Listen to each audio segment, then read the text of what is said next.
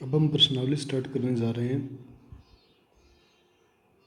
वो है 1.2। इसको करने से पहले आपको कुछ बेसिक्स पता होना चाहिए सहभाज्य संख्या के बारे में, सहअभाज्य संख्या के बारे में।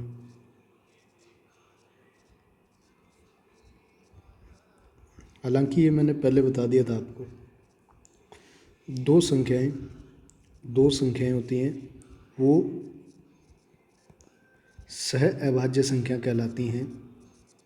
सहअभाज्य संख्या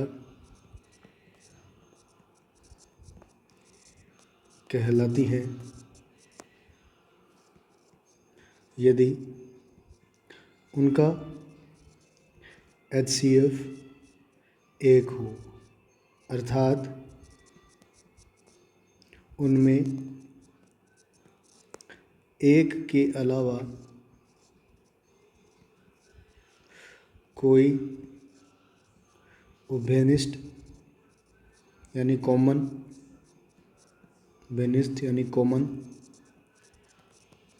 नहीं है। ठीक है, वो सहभाज्य संख्या कहलाती है।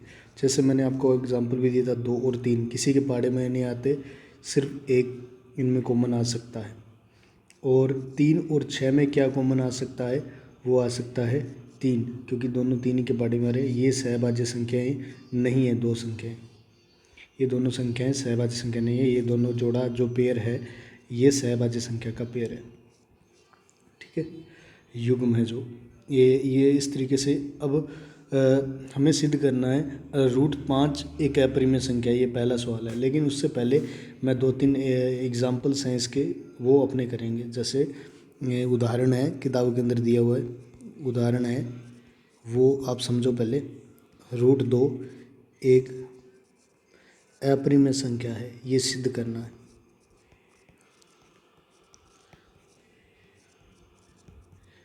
ये सिद्ध करना है, ठीक है।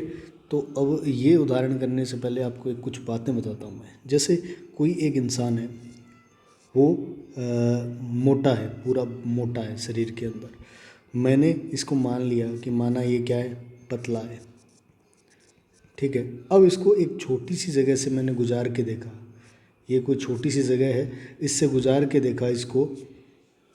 ठीक है, तो ये यहाँ पे क्या हो जाएगा, फंस जाएगा। ठीक है, फंस जाएगा ये यहाँ पे। ठीक है, फंस जाएगा, आधा इधर निकल जाएगा, उस तरफ हो जाएगा, और ये फंस जाएगा इस जगह पर। तो इसका मतलब मैंने जो माना था कि पतला इसको, वो ये पतला नहीं है, बल्कि क्या है, मोटा है। ठीक है, इसी तरीके से हम यहाँ इस सवाल के अंदर ये कंसेप्ट यूज करेंगे कि हमने माना तो क्या हुआ है, सिद्ध क्या करना है, अपने को प्रूव करना है कि √2 एक अपरिमेय संख्या है। और हम मानेंगे उसका उल्टा, माना √2 एक परिमेय संख्या है। ठीक है, जैसे मोटा पतले वाली कहानी है ये, कि हम मोटा था, हमने मान लिया था पतला, लेकिन उसको गुजारा छोटी सी जगह से, तो वो गुजरना चाहिए अगर पतला है तो। लेकिन अब हमें पता चला कि वो पतला नहीं बल्कि मोटा है। इसी प्रकार से अपरिमेय संख्या सिद्ध करना है अपने को। इसको अपने मानेंगे क्या है, इसको परिमेय संख्या है। माना √2 एक परिमेय संख्या है, तब आप √2 को P/Q के रूप में लिख सकते हो, क्योंकि परिमेय संख्या वो होती है, मैंने आपको बताया भी था पिछले वीडियो के अंदर, कि परिमेय संख्या वो होती है जिसमें जो बटा के रूप में लिखी जा सकती है, P/Q के रूप में लिखी जा सकती है। अब हमें एक और कंडीशन लिखनी है यहाँ पे, जहाँ P और Q दोनों है ना, जो ऊपर नीचे वाली, वो सहअभाज्य संख्याएं हैं, सहअभाज्य संख्या है। अर्थात इसका मतलब क्या है कि P, Q में एक के अलावा कोई कॉमन या उभयनिष्ठ का मतलब समझ गए होंगे आप। कॉमन यानी दोनों एक ही पार्टी में आने वाले, एक के अलावा कोई उभयनिष्ठ नहीं है। भाई दोनों में एक ही कॉमन आ सकता है, इसके अलावा कुछ नहीं आ सकता, ये हमने मान लिया था। और क्यू नॉट इक्वल टू 0, और पी और क्यू कहाँ से उठ के आएंगे, वो बिलोंग करेंगे पूर्णांकों में से, पूर्णांक में से आ रहे हैं ये मैंने उस टाइम भी बताया था आपको। ठीक है, ये परिमेय संख्या हमने मान ली। अब इसको मान लिया परिमेय संख्या, तो ये 2 है, उसको ऐसे लिखा जा सकता है। अब मैं दोनों तरफ वर्ग करने पर, दोनों तरफ वर्ग करने पर, अब दोनों तरफ वर्ग करने पर वर्ग कर देते हैं दोनों तरफ, तो √2 का वर्ग बराबर आ जाएगा p बटा क्यू का वर्ग। ठीक है, अब 2 का वर्ग क्या होता है, √2 का वर्ग होता है 2, क्योंकि रूट से ये स्क्वायर हट जाएगा यानी कट जाएगा, इस तरीके से आप याद रख सकते हो। तो 2 आएगा ओनली, और इधर आ जाएगा p² बटा में क्यू²। अब इस 2 को मैं पक्षांतरण कर रहा हूँ, ये यहाँ आ जाएगा और ये भाग वाला इधर आके गुणा में हो जाएगा। इनको इंटरचेंज कर दिया मैंने, क्यू² बराबर आया p² बटा में 2, समीकरण नंबर 1। 9, अब हम देखते हैं कि हम देखते हैं p² है वो 2 से विभाज्य है,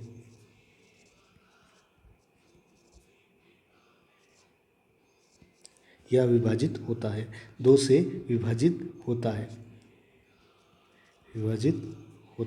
अब देख रहे हो आप p² के बटा में 2 आया है, तो ये विभाजित होता है। और आंसर क्या दे रहा है, क्यू², ये इधर वाला आंसर हो गया इसका। तो p² 2 से विभाजित है, तब हम जानते हैं, क्या जानते हो आप, p भी 2 से विभाजित होगा।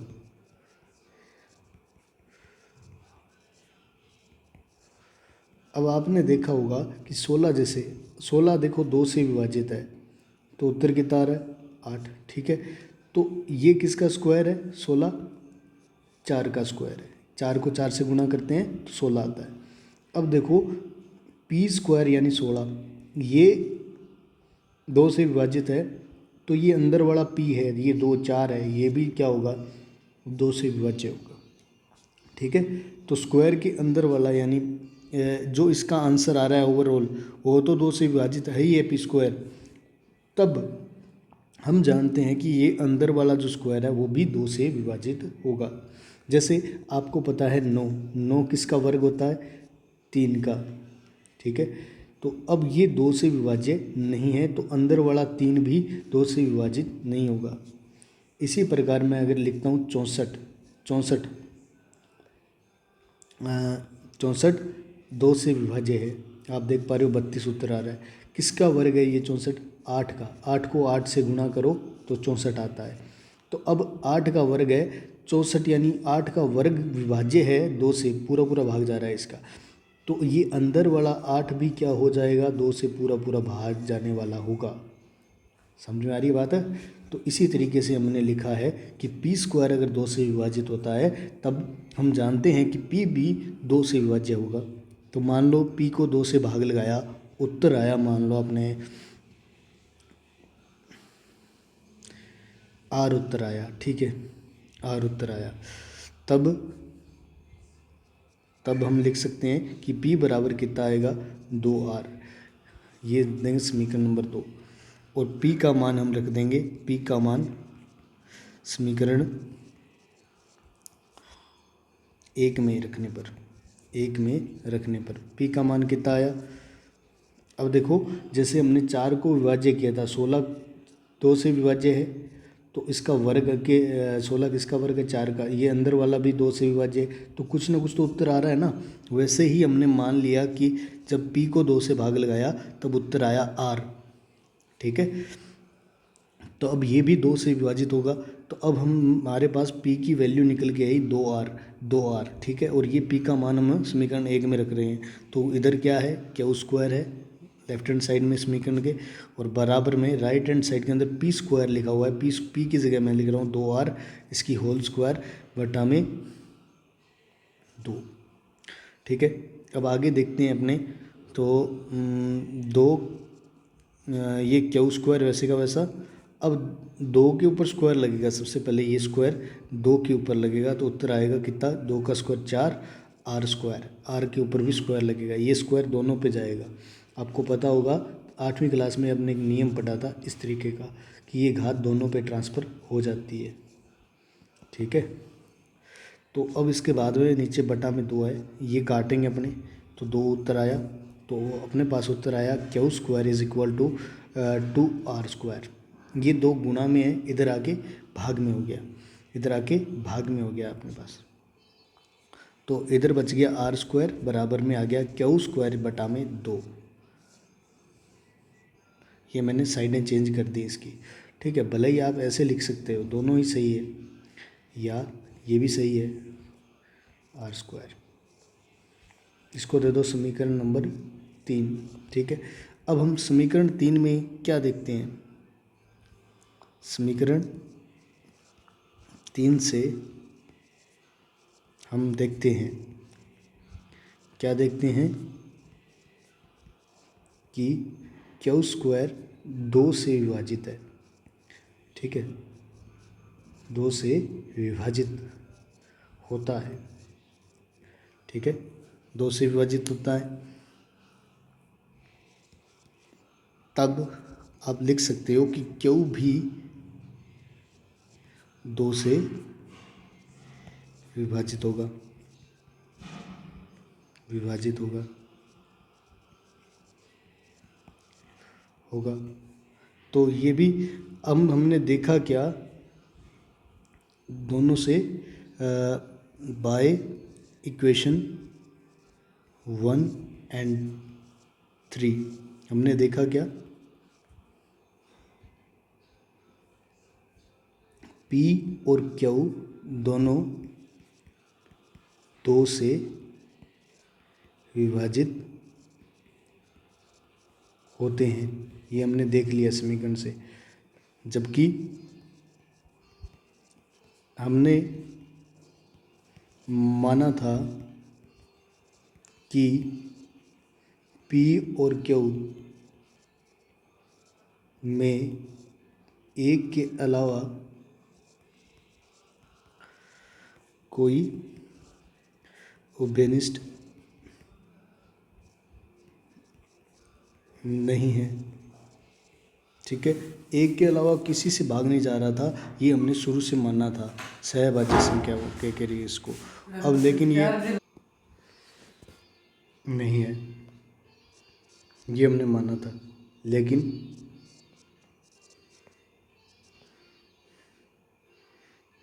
पी क्यू में 2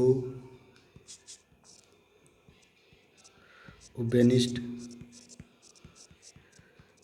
है, क्योंकि दोनों में आ रहा है, विभाजित हो रहा है दोनों से ही।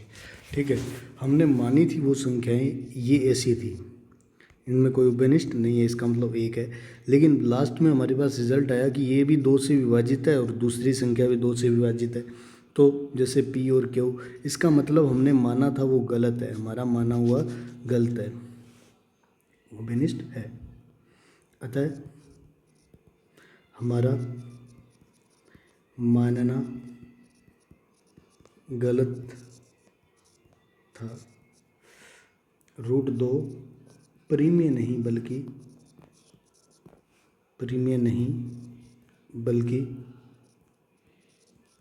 अपरिमेय संख्या है।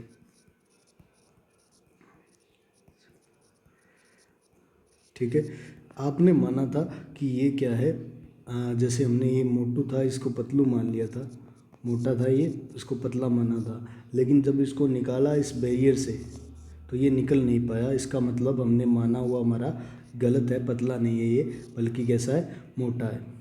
इसी तरीके से हमने √2 को मान लिया परिमेय संख्या, अपरिमेय सिद्ध करना था तो हमने माना क्या, परिमेय संख्या मान लिया।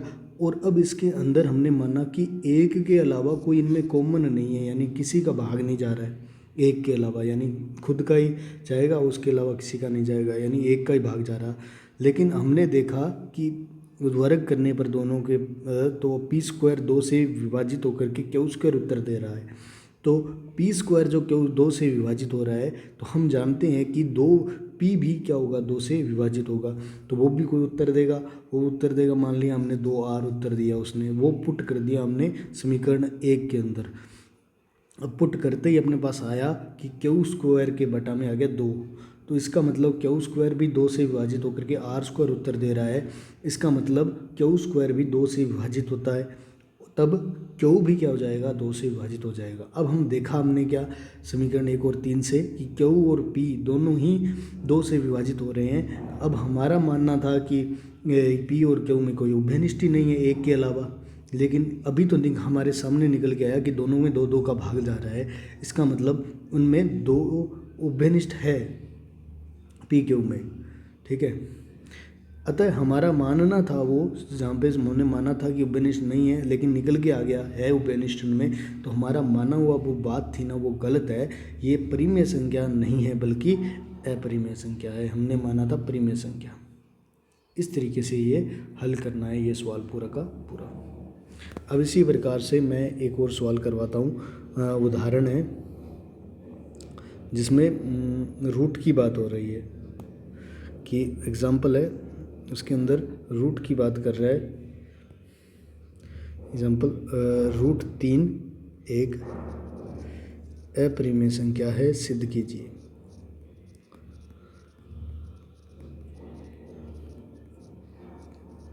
ये सिद्ध करना है अपने को, काम वही करना है जैसा मैंने आपको सिखाया है। माना, सबसे पहले लिखोगे माना √3 एक परिमेय संख्या है। परिमेय संख्या है, मान लिया हमने रैशनल नंबर है, इररेशनल नंबर सिद्ध करना है इसको, परिमेय संख्या है। अगर ये परिमेय संख्या है तब आप इसको बटा के रूप में लिख सकते हो, p बटा क्यू के रूप में। अब यहाँ पे बताना होगा आपको कि p और क्यू क्या है, सह अभाज्य संख्या है, को प्राइम नंबर है। अर्थात इसका मतलब क्या है, सहभाज्य संख्या है, इसका मतलब ये है कि पी क्यू में एक के अलावा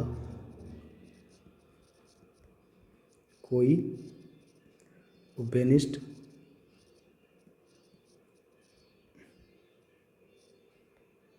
नहीं है, ठीक है। तथा पी क्यू कहाँ से बिलोंग कर रहे हैं, वो कर रहे हैं पूर्णांकों में से, और क्यू नॉट इक्वल टू 0, ठीक है। अब वही काम करना है वापस से, दोनों तरफ 3 वर्ग करने पर दोनों तरफ वर्ग कर देते हैं अपने।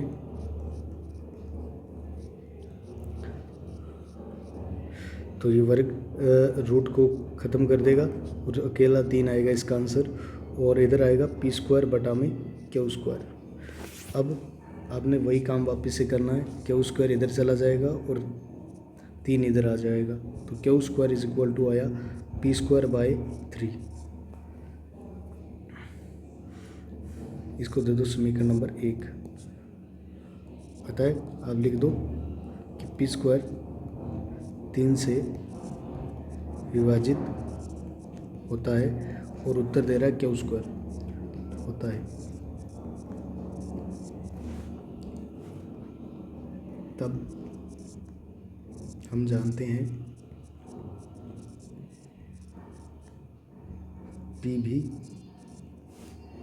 3 से विभाजित होगा।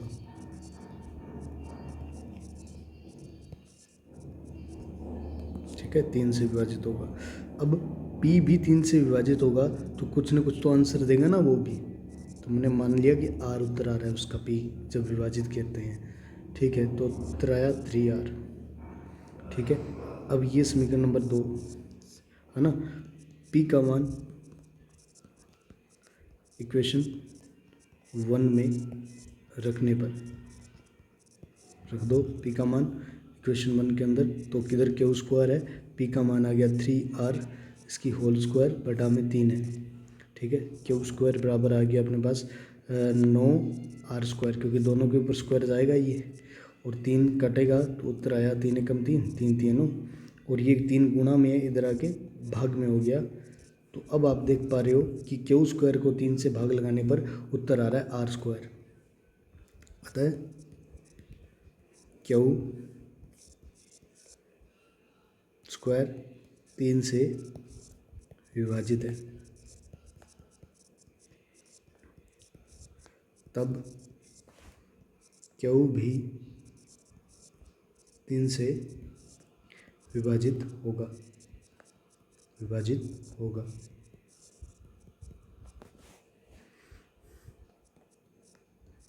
अब हम देखते हैं कि P, Q दोनों 3 से विभाज्य हैं, विभाजित होते हैं, अर्थात P, Q में 3 उभयनिष्ठ है, जबकि हमने माना था कि पी क्यू में एक के अलावा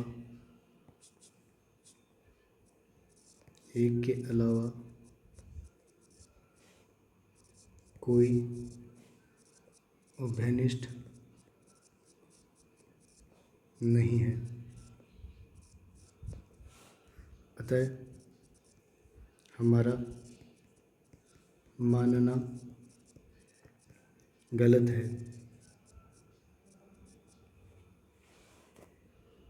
√3 परिमेय नहीं बल्कि √3 अपरिमेय संख्या है। बस ये लिखते ही आपका सवाल कंप्लीट हो जाता है। Hence proved. ठीक है, इस तरीके से ये सवाल करने हैं अपने को। ये 2 महत्वपूर्ण सवाल हैं जो मैं आपको करवाए थे मैंने, √2 और √3 का। ये बहुत बार पूछे जाते हैं। अब ये प्रश्नावली के अंदर जो है ये भी आप कर सकते हो, बहुत ही सरल सवाल है। पहला कि √5 एक अपरिमेय संख्या है, ये सिद्ध करना है।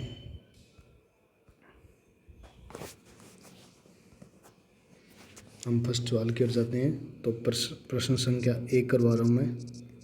सिद्ध करना है कि √5 एक अपरिमेय संख्या है। सिद्ध कीजिए कि अपरिमेय संख्या है ये।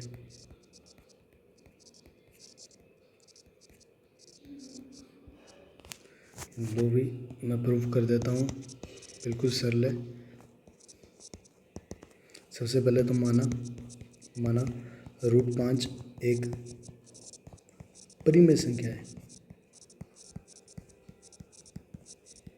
अगर ये परिमेय संख्या है तब आप इसको क्या लिख सकते हो, P/Q के रूप में। और P और Q क्या है, जहाँ PQ सहअभाज्य संख्या है,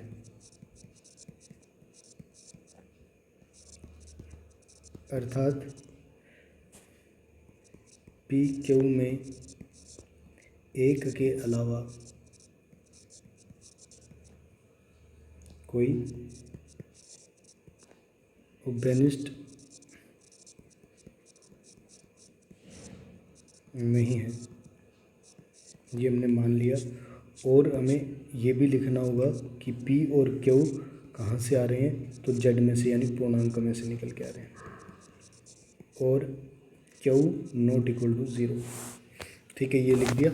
इसके बाद में हमें क्या करना है, दोनों तरफ वर्ग करना है।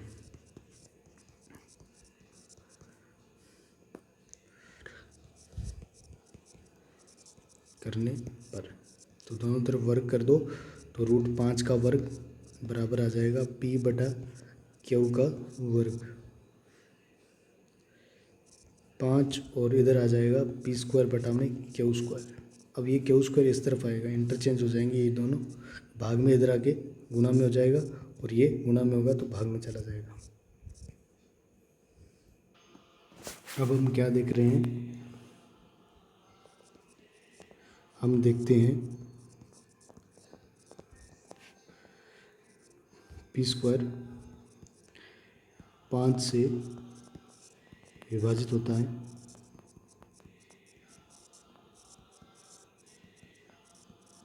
तब वी नाउ दैट हम जानते हैं कि P भी 5 से विभाजित होगा।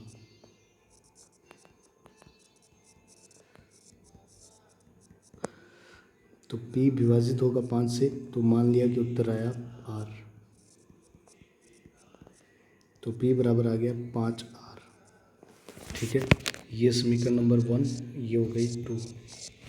ठीक है, अब P का मान इक्वेशन 1 में रखने पर तो Q² इधर पड़ा ही है, 5R की होल स्क्वायर हो जाएगी और बटा में 5, Q² बराबर आ गया 25R² बटा में 5, 5 एकम 5, 5 5 25, और अब आंसर आया अपने पास Q² = 5R²। ये गुणा में है 5, इधर आके भाग में हो जाएगा तो Q² बटा में आ गया 5 और उत्तर आ रहा है इसका R²। ठीक है, आता है, आप लिखोगे कि Q² 5 से विभाजित होता है।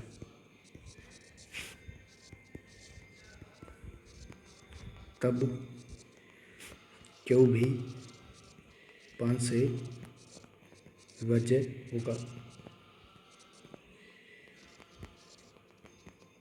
ठीक है, हम देखते हैं समीकरण 1 व 3 से हम देखते हैं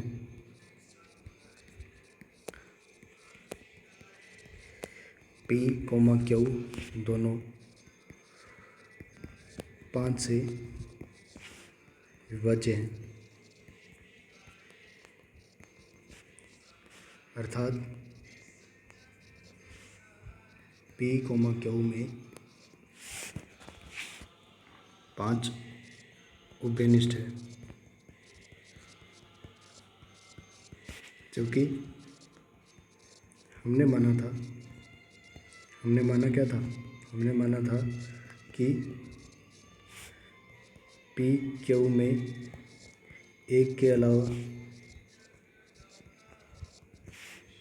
कोई उभयनिष्ठ नहीं है, यानी कॉमन नहीं है, किसी का भाग नहीं जा रहा है एक के अलावा किसी का, इन दोनों में उभयनिष्ठ नहीं है। अतः हमारा मानना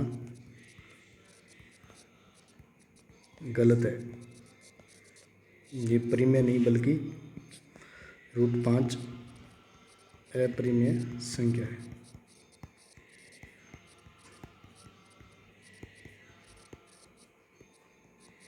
हैज़ प्रूव्ड, ये इस तरीके से ये सिद्ध किया जाता है इसको सवाल को। ठीक है, तो अब इसके बाद में अपने लेते हैं नेक्स्ट सवाल, दूसरा इसका किताब का 3 + 2√5, 3 + 2√5 ये सिद्ध करना है अपरिमेय संख्या है।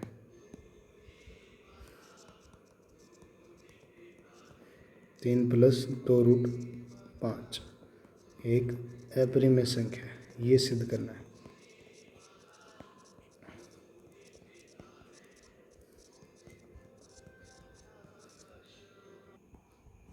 अब इसको सिद्ध करते हैं, तो सबसे पहले वही है सिचुएशन, प्रूफ कर रहे हैं इसका।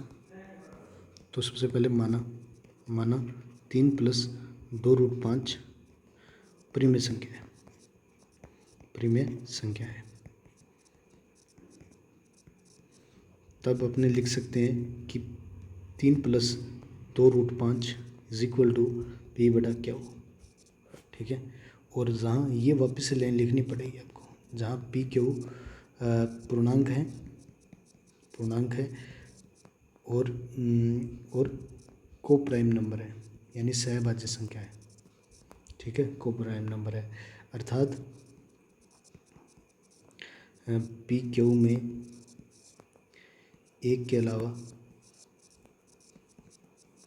कोई उभयनिष्ठ यानी कॉमन नहीं है। ठीक है, और Q नॉट इक्वल टू 0, ये भी लिख देना। ठीक है, अब ये सारी बात लिखने के बाद आपको स्टार्ट करना है सवाल। सबसे पहले तो ये √5 से जो भी है पास में दूर में, तो इनको उधर लेके जाना है, पक्षांतरण करना है इसका। तो 3 का पक्षांतरण करेंगे उस तरफ जाएगा, तो ये प्लस का है, इस तरफ आके कि क्या हो जाएगा, माइनस का हो जाएगा। ये सबसे पहला स्टेप है अपना, कि 5 से जो दूर बैठा है उसको सबसे पहले दूर करो, फिर नज़दीक वाले को दूर करो, अकेला √5 बचेगा इधर। तो अब ये P/Q और -3 हो गया इस तरफ आके, और इसके बटा में कुछ नहीं है तो 1 है। ठीक है, अब आपको क्या करना है, इधर एलसीएम लेना है। एलसीएम क्या आया, Q आया। Q में Q का भाग लगाया, 1 आया, ऊपर वाले से 1 गुना किया, 3Q हो जाएगा यहाँ पे। ठीक है, अब इसके बाद में देखो आप, ये 2 गुना में है √5 के, ये इधर आके भाग में हो जाएगा, तो P-3Q बटा में 2Q। ठीक है, अब आप देख पा रहे हो चूँकि PQ क्या थे, पूर्णांक है, और तब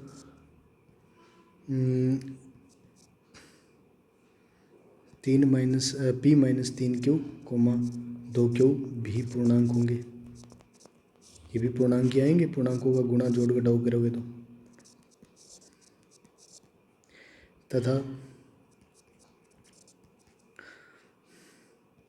P-3Q बटा में 2Q एक परिमेय संख्या है होगी।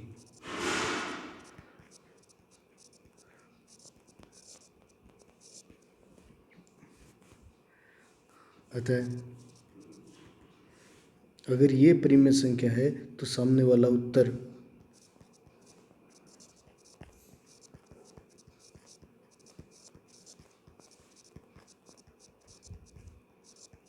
अतः ये भी परिमेय संख्या है। अगर ये इधर वाला हिस्सा परिमेय संख्या है तो ये वाला हिस्सा भी क्या कहलाएगा, परिमेय संख्या ही होगा।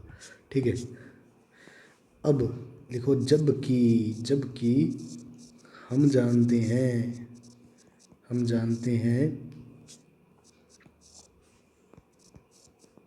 √5 तो अपरिमेय संख्या है। अभी हमें ऊपर सिद्ध भी किया है ना पहले सवाल के अंदर, संख्या है,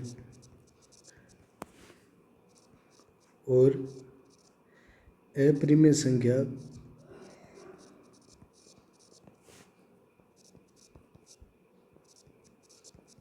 नॉट इक्वल टू परिमेय संख्या, परिमेय संख्या के बराबर नहीं हो सकती।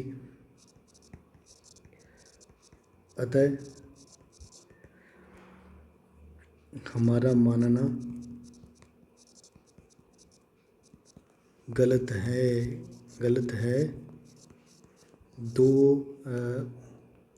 3+2√5 एक परिमेय नहीं अपरिमेय संख्या है। बस ये लिखना है आपने, और ये सिद्ध हो गया।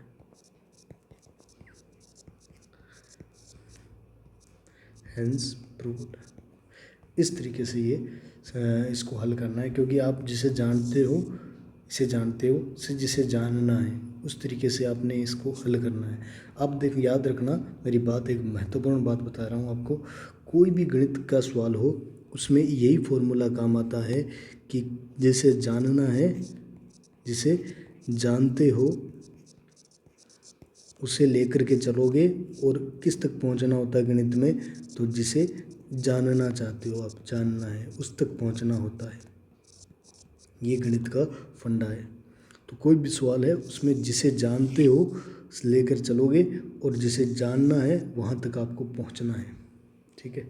और इन सवालों में मैंने आपको बताया था कि मानना उल्टा है और कर देना भी वो गलत है बात हमारी जो मानी हुई है, और वो परिमेय नहीं बल्कि अपरिमेय संख्या है। ये सारे सवाल ऐसे ही होंगे। अब तीसरा सवाल, सिद्ध कीजिए कि निम्नलिखित संख्याएं अपरिमेय संख्याएं हैं। सबसे पहले 1/2 √2 ये सिद्ध करना है अपने को। तो मैं प्रश्न संख्या 3 का फर्स्ट प्रूफ करना है अपने को कि 1/√2 एक अपरिमेय संख्या है।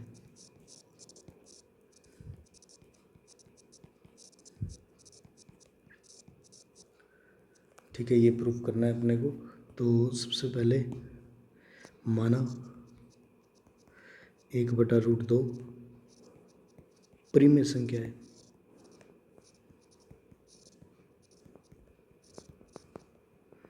ठीक है, तब आप लिख सकते हो इसको 1/√2 को किसके बराबर, P/Q के बराबर।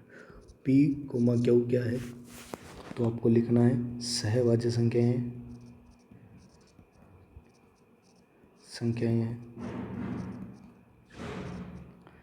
जहाँ PQ सहभाज्य संख्याएं हैं, अर्थात एक के अलावा इनमें कोई उभयनिष्ठ नहीं है।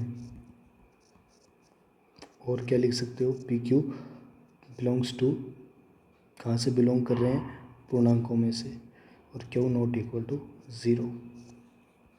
ठीक है, अब अपने क्या करेंगे, इसको इधर लेके आएंगे और इसको इधर लेके आएंगे, तो Q/P हो गया, बराबर में आ गया √2। ठीक है, चूंकि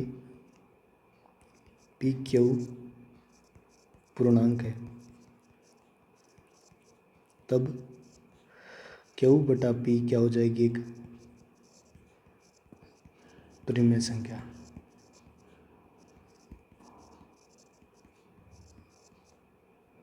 अतः √2 भी एक परिमेय संख्या होगी। क्योंकि ये परिमेय है तो इधर वाला भी परिमेय हो जाएगा, क्योंकि परिमेय संख्या का उत्तर परिमेय संख्या आती है।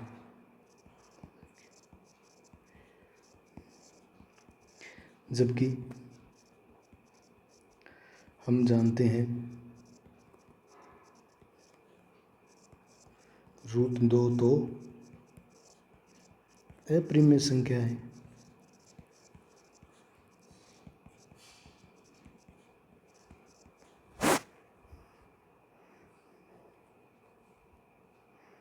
परिमेय संख्या इज नॉट इक्वल टू अपरिमेय संख्या।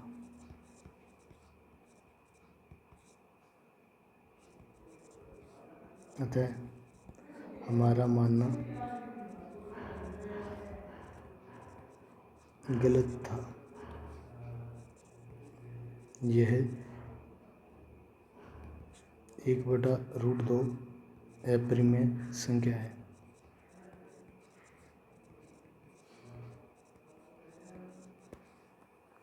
ठीक है, इस तरीके से आप सिद्ध कर सकते हो इसको, ये भी प्रूफ हो गया। बस मेनली तो वो शुरू वाले 3-4 क्वेश्चन है ना, वो इम्पोर्टेंट है। √7 का भी आ जाता है कई बार, वो आप खुद कर सकते हो। अब आगे वाले तो बिल्कुल ही इजी प्रश्न है, बिल्कुल इजी है। 7√5 मेन तो वही थे समझने वाले, जो ऊपर वाले थे।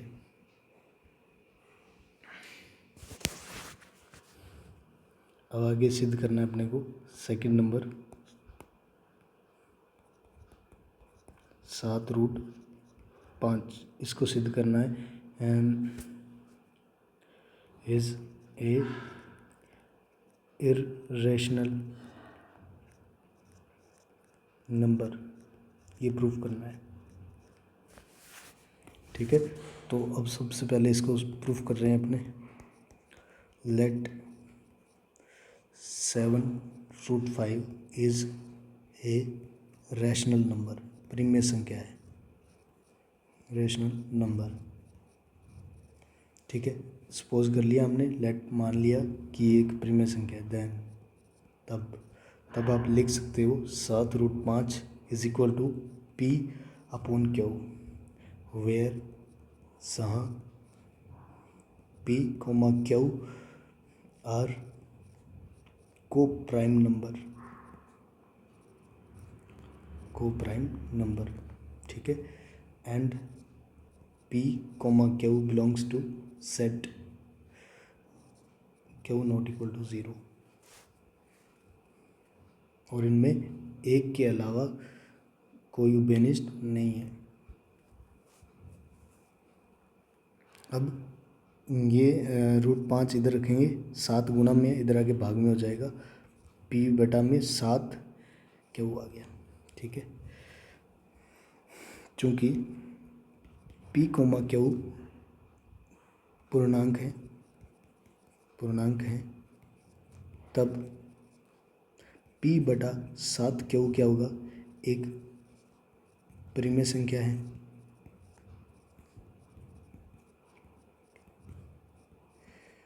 अतः √5 भी एक परिमेय संख्या होगी, क्योंकि परिमेय संख्या इसका उत्तर आ रहा है, तो इधर वाली भी क्या हो जाएगी, परिमेय संख्या। जबकि हम जानते हैं, वी नाउ दैट √5 इज ए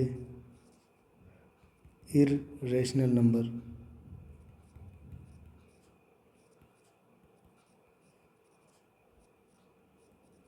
ठीक है, इम्प्लाइज हमने जो माना था वो गलत है, हमारा मानना